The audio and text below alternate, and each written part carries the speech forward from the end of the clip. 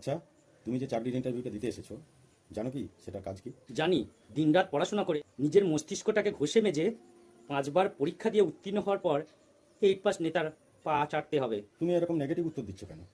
তুমি একটা WBCS এর মতো পরীক্ষায় ইন্টারভিউ দিতে এসেছো। আরে পজিটিভ তো এইচআইভি হয়, তাই নয় আমি একটু নেগেটিভ উত্তর দিলাম। তুমি জানো তুমি যে পদের জন্য ইন্টারভিউ দিতে এসেছো তার মাইনে কত? আরে কী লাভ জেনে? বেশি বেতন পেলে আমি তো আর বিদ্যাসাগর হতে পারবো না। আরে আমার টাকা তো ভোগ করবে আমার বউ। আমি তো সরকারি সংস্থায় কাজ করছি না, আমি তো বইয়ের গোলামি করছি। কারণ আমি তো তখন টাকা চৌকিদারি করব। আচ্ছা, তুমি সারাদিন কতক্ষণ পড়াশোনা করতে? আরে দিনের বেলা পড়ার সময় কোথায়? আমি গ্রামে থাকি, আর একটু বেশি পড়াশোনা করলে গ্রামের লোকজন বলবে ছেলেটা আবার নাকি বিদ্যাসাগর হবে। তাই রোজ রাতে জোনাকি পোকা ধরে পড়াশোনা করতাম। সেটা কি করে সম্ভব? আরে 20 থেকে 25টা জোনাকি পোকা ধরে সেই জোনাকি পোকাগুলো একটা কাঁচের গ্লাসে ভরে রাখতাম। তারপরে মুখটাকে পেপার দিয়ে এঁটে দিতাম আর সামান্য একটা ছিদ্র করে দিতাম, যাতে করে তারা অক্সিজেন পেয়ে বেঁচে থাকে আর বাইরে বেরিয়ে আসতে পারবে না। আর সেটা দিয়ে একটা 20-30 ওয়াটের আলো সৃষ্টি হতো, সেই আলো দিয়ে আমি পড়াশোনা করতাম। তুমি অন্য কোনো ভালো চাকরির পরীক্ষায় বসনি?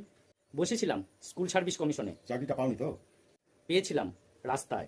মানে? আরে আমরা অনশনে আর টাকা চেয়ারে। বুঝলাম না কথাটা।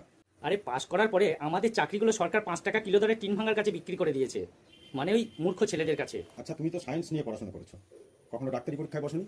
না না, সারাদিন রুগীদের কষাই বানিয়ে সেই জবাই করা টাকা আমার আবার পছন্দ না। তোমার প্রিয় সাবজেক্ট কি? ইতিহাস। আচ্ছা, সায়েন্সের ছেলে হয়ে হয়ে ইতিহাস ভালো লাগে কেন তোমার? কারণ এটা এমন একটা মিথ্যেবাজি সাবজেক্ট যার কোনো বিকল্প হয় না, কারণ সবই তো অনুমান ভিত্তিক, তাই না? কেন ম্যাথ ভালো লাগে না? ভালো লাগে, কিন্তু অঙ্ক জিনিসটা আবার আমার মাথায় ঢোকে না। তোমার জীবনের লক্ষ্য কি? প্রচুর টাকা দেখা। তার জন্য তো তোমাকে বড় পোস্টে চাকরি করতে হবে। কে বলেছে? বাসের কন্ট্রাক্টরও তো প্রচুর টাকা দেখে, তার জন্য তাকে কি প্রচুর পড়াশোনা করতে হয় নাকি বড় পোস্টে চাকরি করতে হয়? তোমার এই নেগেটিভ উত্তরের জন্য তোমাকে চাকরিটা দিতে পারলাম না। আমি জানি সোজা পথে চাকরি হয় না, তাই জন্যই চাকরিটা হবে না জেনেই আমি নেগেটিভ উত্তর দিলাম। আমার প্রয়োজন নেই। আচ্ছা, চাকরিটা তোমার প্রয়োজন নেই? আরে চাকরি তো সবার প্রয়োজন আছে। আসলে আমি একটু সোজা উত্তরকে ব্যাখ্যা করে দিলাম, দেখলাম মানুষ নেয় কিভাবে। আপনাকে যদি আমরা চাকরিটা দিই তাহলে আপনি খুশি হবেন? খুশি হবো কিনা বলতে পারছি না, তবে দুবেলা দুমুঠো খেয়ে বেঁচে থাকবো এটা বলতে পারি। কেন? এখানে তো অনেক মাইনে পায়। বলছি স্যার, টাকা দিয়ে কি মেয়েদের মন কিনতে পারবেন?